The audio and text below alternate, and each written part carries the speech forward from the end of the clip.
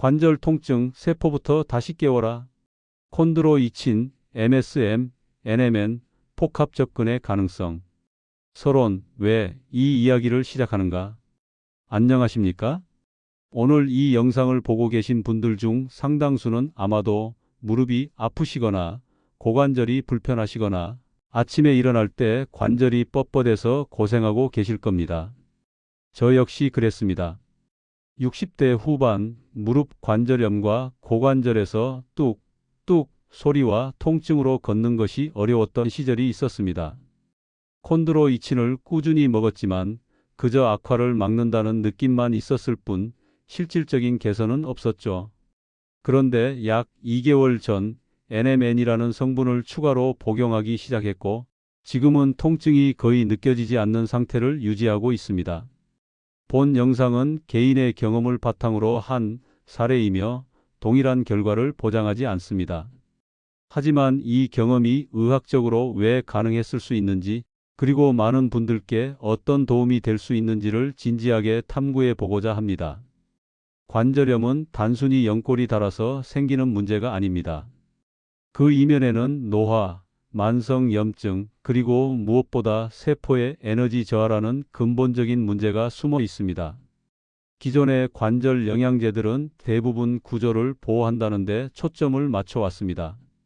연골을 지키고 윤활을 돕고 마모를 늦추는 것이죠. 하지만 최근 의학계에서 주목하는 접근은 다릅니다. 세포의 기능을 회복시킨다는 관점입니다. 관절이 아픈 이유는 단순히 연골이 닳아서가 아닙니다. 연골을 만들고 유지하고 복구하는 세포들이 더 이상 제 역할을 하지 못하기 때문입니다.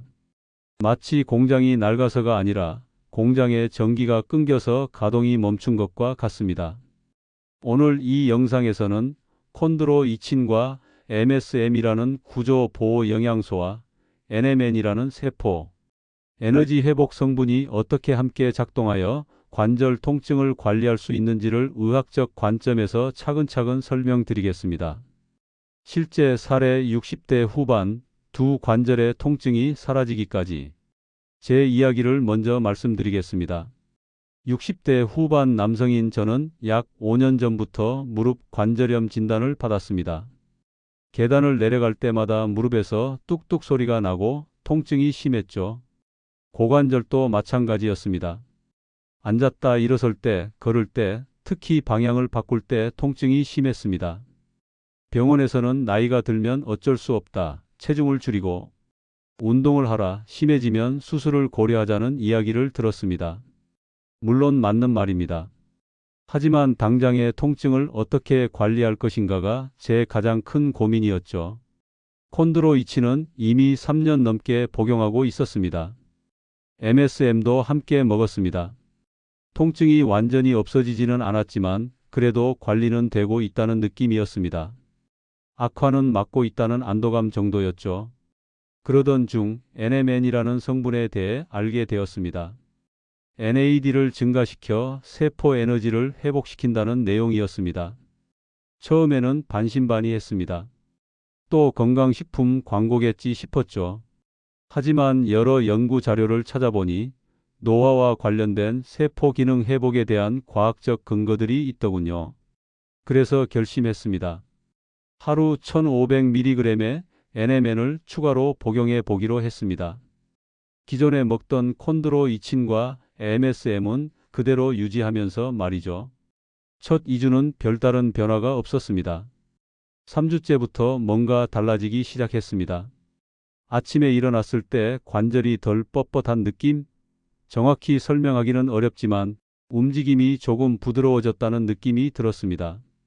그리고 약 30일이 지났을 때 놀라운 일이 일어났습니다. 무릎과 고관절의 통증이 거의 느껴지지 않는 겁니다. 계단을 내려갈 때도, 앉았다 일어설 때도, 방향을 바꿀 때도 통증이 없었습니다. 처음에는 일시적인 현상일 거야 라고 생각했습니다. 하지만 지금까지 30일 이상 이 통증 없는 상태가 유지되고 있습니다. 몇 가지 주목할 점이 있습니다. 첫째, 무릎과 고관절 두 곳 모두 동시에 개선되었고 밤이면 매일같이 깊은 숙면으로 몸이 깨어납니다. 둘째, 생활 패턴에 큰 변화는 없었습니다. 체중도 비슷하고 운동량도 비슷했습니다. 셋째, 일시적 반응이 아니라 지속적인 상태입니다. 물론 이것은 제 개인적인 경험입니다. 모든 분들에게 같은 결과가 나타난다고 말씀드릴 수는 없습니다. 하지만 이 경험을 의학적으로 분석해 보면 충분히 설명 가능한 메커니즘이 있다는 것을 알게 되었습니다. 콘드로이친 and MSM의 역할 구조물을 지키는 파수꾼. 먼저 콘드로이친과 MSM이 무엇을 하는지부터 이해해야 합니다. 콘드로이친은 연골의 주요 구성 성분 중 하나입니다.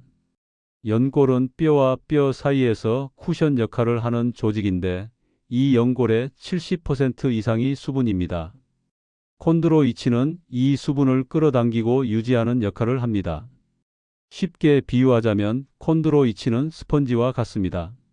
물을 머금고 있는 스펀지가 충격을 흡수하듯이 콘드로이친이 수분을 머금은 연골은 관절의 충격을 흡수합니다. 또한 콘드로이친은 연골을 분해하는 효소의 활성을 억제합니다. 즉, 연골이 닳는 속도를 늦춰주는 것이죠. 그리고 관절 내 윤활액의 점성을 유지하여 관절이 부드럽게 움직일 수 있는 환경을 만들어줍니다. MSM은 유기황 화합물입니다. 우리 몸의 결합 조직, 특히 연골, 힘줄, 인대를 구성하는 데 황설퍼이 필수적입니다. 황은 콜라겐과 케라틴 같은 단백질을 만드는 데 필요한 원료입니다. 콜라겐은 연골의 탄력성과 강도를 결정하는 핵심 단백질입니다. MSM을 통해 황을 공급받으면 결합 조직이 탄성을 유지하고 손상된 부분을 복구하는 데 도움이 됩니다. MSM은 또한 항염 효과가 있습니다. 관절 주변의 미세한 염증을 완화시켜 통증을 줄이고 관절의 움직임을 개선하는 데 기여합니다. 정리하자면 콘드로이친과 MSM은 관절이라는 구조물을 보호하고 유지하는 역할을 합니다. 연골의 수분을 유지하고 마모를 늦추고 탄력을 지키고 미세 염증을 완화하는 것이죠. 이것만으로도 분명히 도움이 됩니다. 실제로 많은 관절염 환자들이 콘드로이친과 MSM을 복용하면서 증상 완화를 경험합니다. 하지만 여기에는 한계가 있습니다. 구조를 지키는 것과 그 구조를 만들고 유지하는 세포의 기능을 회복시키는 것은 다른 문제이기 때문입니다. NMN의 역할 세포에 다시 전기를 공급하다. 이제 NMN 이야기를 해보겠습니다. NMN은 NAD의 전구체입니다. NAD는 니코틴아마이드 아데닌 다이뉴클레오타이드의 약자로 우리 몸의 모든 세포에서 에너지를 생산하는 데 필수적인 조효소입니다. 쉽게 말해 NAD는 세포의 전기와 같습니다. 자동차에 연료가 있어도 배터리가 방전되면 시동이 안 걸리듯이 세포에 영양분이 있어도 NAD가 부족하면 에너지를 만들 수 없습니다. 문제는 NAD 수치가 나이가 들면서 급격히 감소한다는 것입니다. 50대가 되면 20대의 절반 수준으로 떨어지고 70대가 되면 20% 수준까지 감소합니다. NAD가 감소하면 어떤 일이 벌어질까요? 첫째, 세포의 에너지 생산이 감소합니다. 미토콘드리아는 세포의 발전소인데 NAD가 부족하면 이 발전소가 제대로 가동되지 않습니다. 에너지가 부족한 세포는 자신의 기능을 제대로 수행할 수 없습니다. 둘째, 손상된 DNA를 복구하는 능력이 떨어집니다. NAD는 PARP라는 DNA 복구 효소의 연료입니다. NAD가 부족하면 DNA 손상이 누적되고 세포는 점점 기능을 잃어갑니다. 셋째, SIRTUINS라는 장수 유전자가 작동하지 않습니다. SIRTUINS는 NAD를 사용하여 세포의 스트레스 반응을 조절하고 염증을 억제하며 세포의 건강을 유지합니다. NAD가 없으면 이 시스템이 멈춥니다. 그렇다면 관절과 무슨 상관이 있을까요? 연골 세포는 연골을 만들고 유지하는 세포입니다. 이 세포들이 건강해야 연골이 건강합니다. 하지만 나이가 들면서 NAD가 감소하면 연골 세포는 에너지가 부족해지고 새로운 연골 기질을 만들어내는 능력이 떨어집니다. 활막세포는 관절 윤활액을 생산하는 세포입니다. 이 세포들도 NAD가 부족하면 기능이 저하되고 염증성 물질을 과도하게 생산하게 됩니다. 주변 근육세포와 신경세포도 마찬가지입니다. 근육이 약해지고 신경이 예민해지면 관절에 가해지는 부담이 커지고 통증이 증폭됩니다. NMN을 섭취하면 체내에서 NAD로 전환됩니다. NAD 수치가 올라가면 이 모든 세포들이 다시 전기를 공급받는 것과 같은 효과를 얻습니다. 연골세포는 다시 연골 기질을 생산하고 활막세포는 염증을 조절하며 근육과 신경은 정상적인 기능을 회복합니다. 또 하나 중요한 점은 NMN이 만성 염증 신호를 억제한다는 것입니다. 관절염의 핵심은 만성 염증입니다. 이 염증이 통증을 일으키고 연골을 파괴하고 관절을 경직시킵니다. NAD가 증가하면 SIRTUINS가 활성화되고 이 SIRTUINS가 NF-B라는 염증 신호 전달 경로를 억제합니다. 결과적으로 아프다는 신호 자체가 감소하는 것이죠. 비유를 하나 더 들자면 콘드로이친이 건물을 지켜주는 역할이라면 NMN은 그 건물 안에 전기를 다시 공급하는 역할입니다. 건물이 튼튼해도 전기가 없으면 사람이 살 수 없듯이 구조가 보호되어도 세포가 작동하지 않으면 회복이 일어나지 않습니다. 시너지 효과 두 접근이 만났을 때 이제 핵심 질문입니다. 왜 콘드로이친, MSM과 NMN을 함께 복용했을 때 더 효과적일 수 있을까요? 첫째, 작용 위치가 다릅니다. 콘드로이친과 MSM은 주로 연골과 결합 조직이라는 구조적 레벨에서 작동합니다. 반면 NMN은 세포 내부, 특히 미토콘드리아라는 기능적 레벨에서 작동합니다. 구조가 보호되어도 기능이 회복되지 않으면 장기적 개선은 어렵습니다. 반대로 기능이 회복되어도 구조가 계속 파괴되면 효과가 제한적입니다. 하지만 두 가지가 동시에 작동하면 상호 보완적인 효과가 나타납니다. 둘째, 통증 감소 메커니즘이 다릅니다. 콘드로이친과 MSM은 주로 관절 마찰을 줄이고 미세 염증을 완화하여 물리적 통증을 감소시킵니다. NMN은 염증 신호 경로를 억제하고 신경세포의 기능을 개선하여 신경성 통증을 둔감화시킵니다. 물리적 통증과 신경성 통증이 동시에 감소하면 환자가 느끼는 주관적 통증은 극적으로 줄어들 수 있습니다. 셋째, 관절 움직임의 부드러움이 증가합니다. 콘드로이친과 MSM이 윤활 환경을 개선하고 NMN이 주변 근육과 신경의 협응력을 높이면 관절이 더 부드럽게 움직일 수 있습니다. 움직임이 부드러워지면 관절에 가해지는 충격이 줄고 이는 다시 통증 감소로 이어집니다. 넷째, 세포 재생 환경이 조성됩니다. 구조가 보호되고 세포에 에너지가 공급되면 비록 완전한 재생은 아니더라도 손상된 부분을 최소한으로 유지하고 추가 악화를 막는 환경이 만들어집니다. 표로 정리하면 이렇습니다. 영역, 콘드로이친, MSM, NMN, 역할 구조, 보호세포 기능, 회복작용, 위치, 연골, 결합 조직, 세포 내부 통증, 영양마찰, 감소 통증, 신호 억제 노화, 대응제 한적, 전신적. 이 두 접근이 동시에 작동할 때 통증이 관리되는 상태로 들어갈 가능성이 커집니다. 제 경험이 바로 이런 시너지의 결과였을 가능성이 큽니다. 3년 동안 콘드로이친과 MSM으로 구조를 지키고 있었지만 세포 기능은 계속 저하되고 있었습니다. NMN을 추가함으로써 그동안 잠들어 있던 세포들이 다시 깨어나기 시작한 것이죠. 지속 가능성 외 통증이 계속 사라져 있을까? 여기서 또 하나의 중요한 질문이 생깁니다. 왜 통증이 일시적이 아니라 지속적으로 사라져 있을까요? 많은 분들이 진통제나 일부 영양제를 먹으면 효과가 며칠 가다가 다시 통증이 돌아오는 경험을 하셨을 겁니다.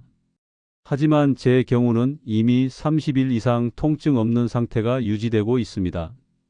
의학적으로 이렇게 해석할 수 있습니다. 첫째, 연골이 재생된 것이 아닙니다. 한번 손상된 연골이 완전히 재생되는 것은 현실적으로 매우 어렵습니다. 연골 세포는 분열 능력이 매우 제한적이고 혈액 공급도 받지 않기 때문입니다.